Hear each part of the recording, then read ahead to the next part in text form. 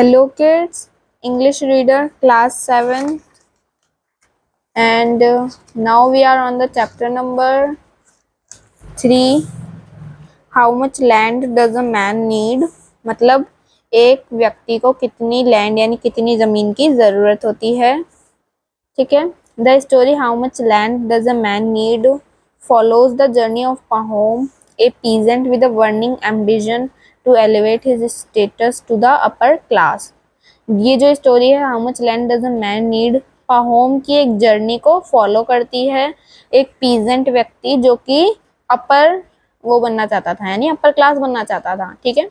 Read to discover and understand Pahom's story. इस story को पढ़ो और पाहोम्स की जर्नी को अंडरस्टैंड यानी समझो। ठीक है। सी एक second. An elder sister come to visit her younger sister in the country. एक बड़ी बहन अपनी छोटी बहन से मिलने कंट्री यानी देश में आई थी। The elder was married to a tradesman in town. यानी जो बड़ी बहन थी वो ट्रेड्समैन यानी ट्रेडमैन के साथ उसकी शादी हुई थी। The younger to a peasant in village. और जो यंगर थी जो छोटी थी उसकी एक गरीब व्यक्ति के साथ शादी हुई थी गांव में।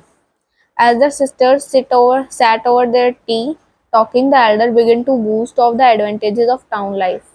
ठीक है। जैसे ही वो दोनों चाय पीने बैठी वो तभी बड़ी वाली ने कहा कि बड़ वो शहर में रहने के फायदे बताए उसने। ठीक है।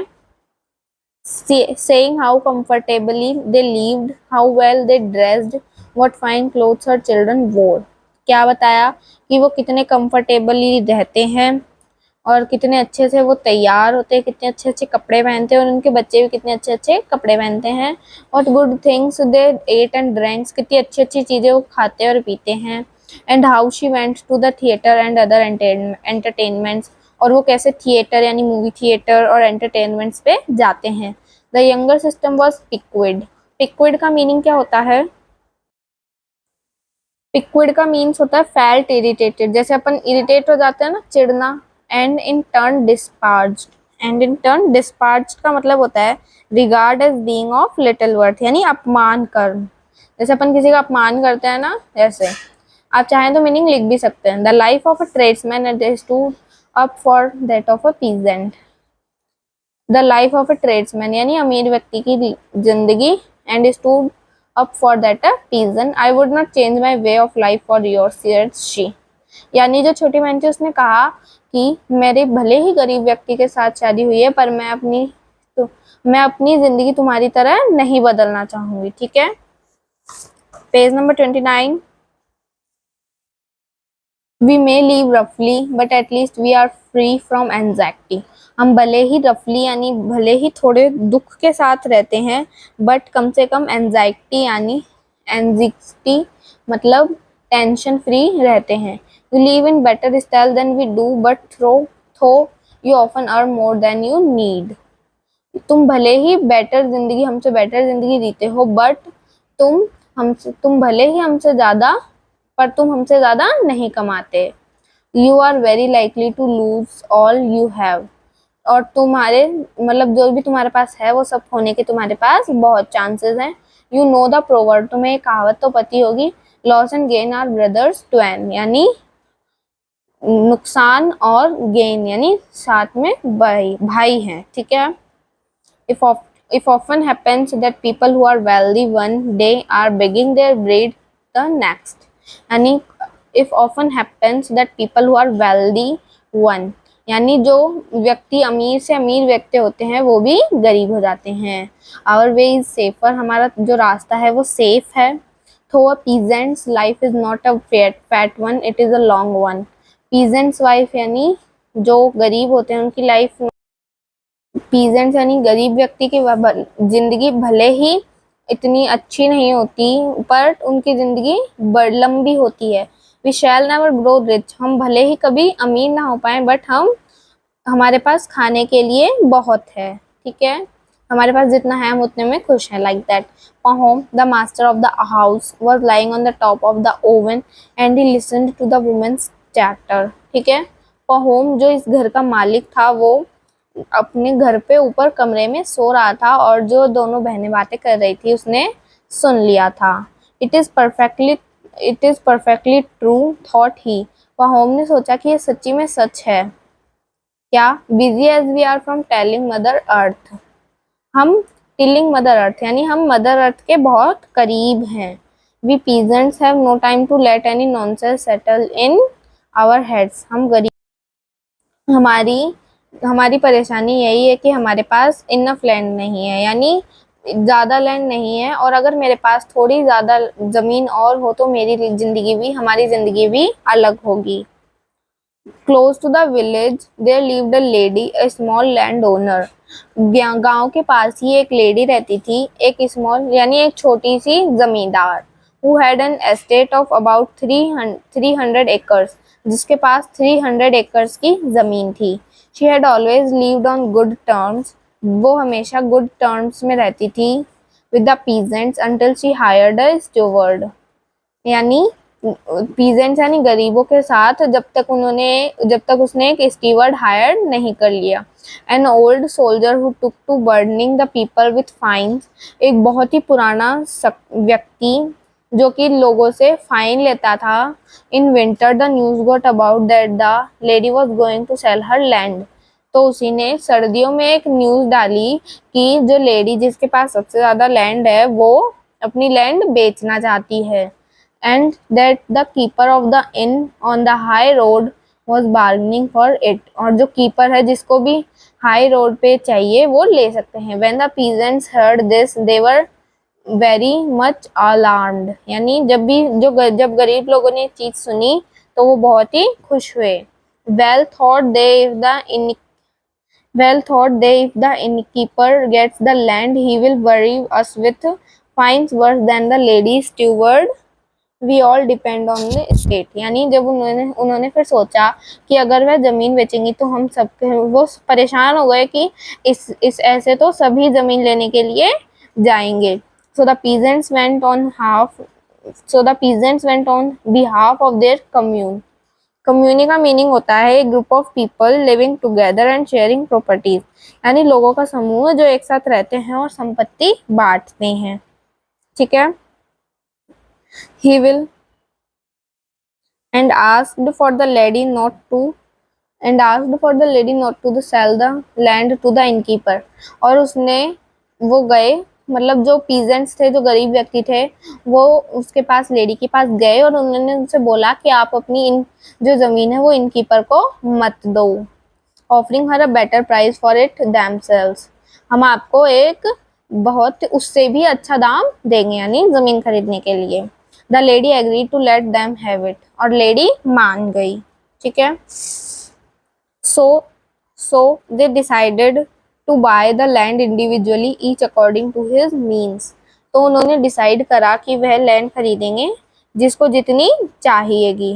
Presently Pahom heard that a neighbor of his was buying 50 acres.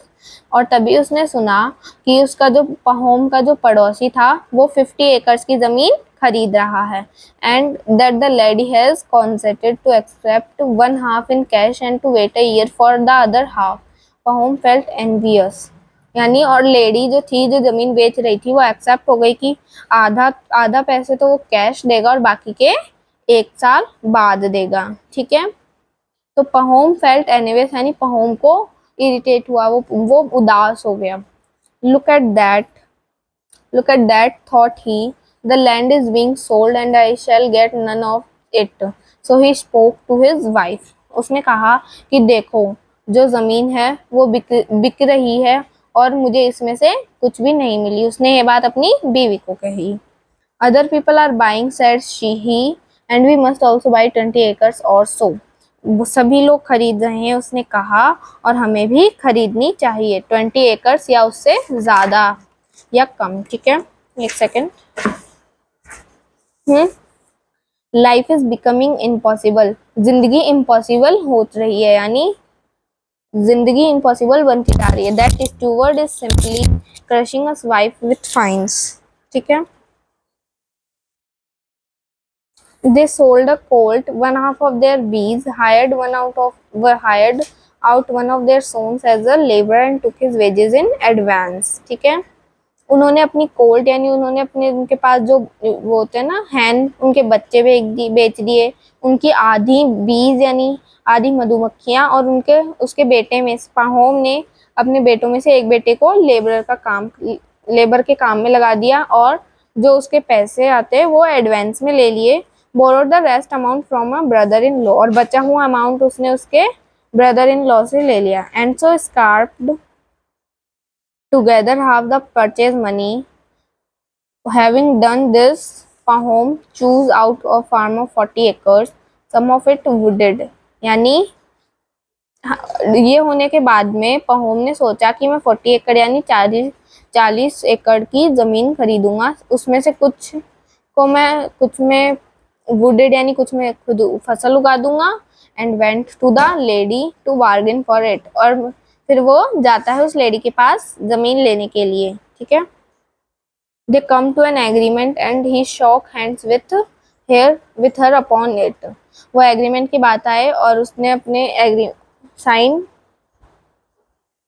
एक second and he shock hands with her upon it, और उसने अपने दे दिया। And paid her deposit in advance, और कुछ पैसे उसने एडवांस में दे दिए। ठीक है, then they went to town and signed the deeds, और वो टाउन पे गए। देखिए, they went to the town and sign the deeds, यानी टाउन पे वो गए और जो भी बचा हुआ चीजें था उस पर साइन कर दिए कागजों पे।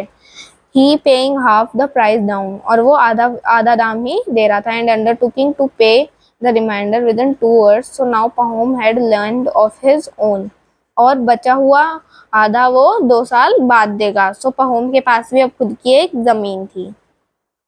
Pahom was well contented, and everything would have been right if the neighboring peasants would only not have trespassed on his cornfields and meadows. अब पहोम के पास भी एक जमीन थी, जो उसके गरीब नेबर्स थे, उन सब के पास एक जमीन थी।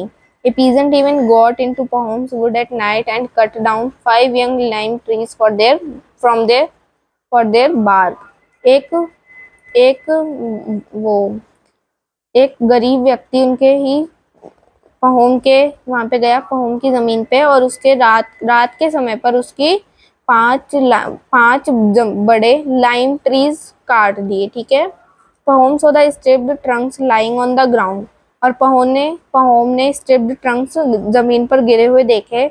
And close by stood the stumps where the trees had been. Pahom was furious. ठीक है, he racked his brain as to who it could be, और उसने अपना दिमाग, racked his brain का मतलब होता है बहुत ही ज्यादा सोचना, यानी बहुत ही सोचना कि ऐसा किसने किया होगा। फाइनली ही डिसाइडेड, फाइनली उसने तय किया, इट मस्ट बी सिमोन, वो सिमोन हो सकता है। No one else could have done it, और कोई भी नहीं कर सकता। ही लॉग्ड एंड और उसने कंप्लेंट लिखवाई। सिमोन वॉज समोन्ड, और सिमोन को अरेस्ट कर लिया गया। The case was tried and retried, case खुल रहा था यानी केस हो रहा था और फिर बीच में बंद हो गया। और finally at the end of it all Simon was acquitted, there being no evidence against him, और फाइनली सिमोन को छोड़ दिया गया क्योंकि उसके खिलाफ कोई भी एविडेंस नहीं मिले थे। अपराध, एक्विटेड का मतलब होता है अपराध मुक्त। Pahom felt still more aggrieved and let his anger loose upon the village elders and the judges. और पहोम को बहुत ही गुस्सा आ रहा था, तो जो वो अपना गुस्सा गांव के बड़े बुजुर्गों पे और जजेस पे निकालता। You let thieves graze your palms, said he. उसने कहा कि तुमने अपने हाथों से जो चोर को खुद ही छोड़ दिया। If you were honest folk yourselves, you would not let a thief go for free. अगर तुम ऑनेस्ट हो यानी अगर तुम सच्चे हो तो तुम किसी भी चोर को ऐसे नहीं जाने देते। सो पहोम क्वेरल्ड विद द जजेस एंड विद हिज नेबर्स, तो पहोम अपने नेबर्स के साथ, पड़ोसियों के साथ लड़ता झगड़ता रहता। Threats to burn his building began to be uttered. So though Pahom had more land, his place in the community was much worse than before. So Pahom ने पहोम की जो जमीन थी वो पहले से भी बदतर हो चुकी थी, यानी पहले से भी खराब हो चुकी थी। One day Pahom was sitting at home when a peasant passing through the village. एक दिन पहोम अपने घर पे बैठा था, तभी एक पीजेंट उसके गांव के पास से निकलता है।